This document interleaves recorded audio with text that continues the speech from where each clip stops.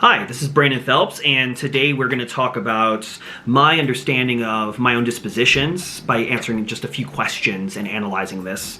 So, I believe that the teacher's role in supporting learning is crucial. I believe that it doesn't just start and end in the classroom. I believe this is something that we need to support parent, student, teacher. I believe that team needs to be very present.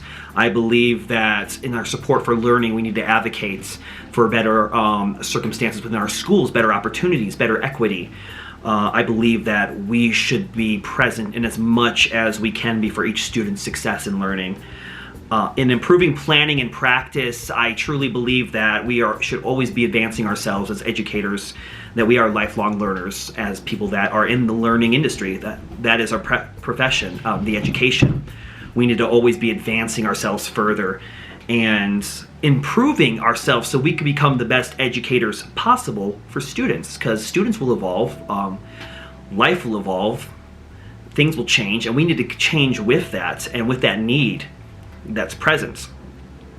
Professional expectations, I think, are very core as well, and holding them, because we in many ways are the rock in a classroom.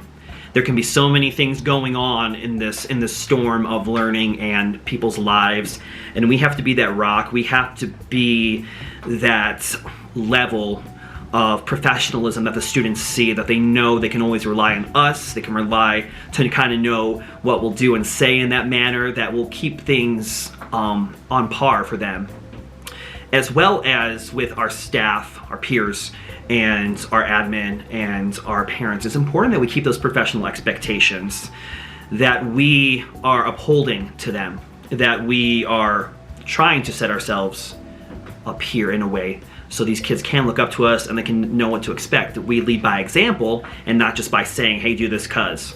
You know, we are actually showing the same expectations, and we are doing that within professional learning as well, and with what needs to be done in the school with how we interact. And I believe that we should be collaboratively advancing the profession as well, constantly, and that just comes to interdisciplinary skills that we are using each other, not just our subject matter, but each grade level that we can, as well as all the different perspectives and insights and specialization that each of us bring to the table. I think that's always going to help us advance. Dispositions that I currently possess, I could possess a lot of these. I actually checked everything off on that list. I feel strongly about a lot of these things. So I think a lot of that passion can make me a successful teacher. A lot of that trial and error that I've already done with holding these high expectations of myself can make me a successful teacher. I believe that stuff I do need to work on sometimes is my passion. Sometimes I'm so focused on that passion that I might become more narrow, and I might lose sight of a few of those things that I need to maintain within the spectrum. Sometimes too, I stretch myself too thin because I have such a high standard for myself that I try to do too much at once. I try to please too many people at once, that I fall short often. And I think just managing that better and just being able to balance those things will make me a more successful teacher.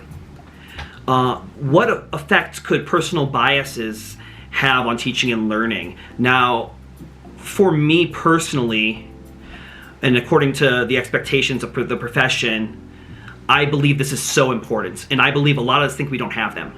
But something I've learned in professional development is implicit bias.